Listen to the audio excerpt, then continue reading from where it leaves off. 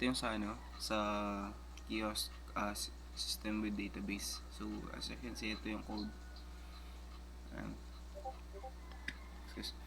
So ito yung design. Ayan. So run natin. Run as. Ayan. Then so mag order tayo dito. So so add add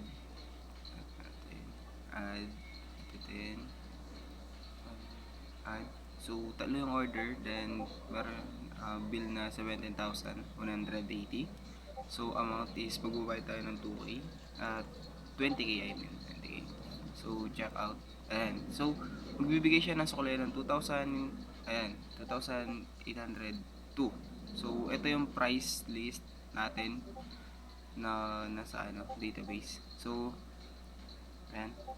Ito yung sa receipt, then ito yung total.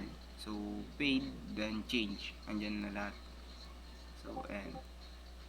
So save natin yung receipt. So pangalanan natin ng January. Jan. Yan. So ayan. Ito yung sa menu. Ayan. So okay lang. Ayan.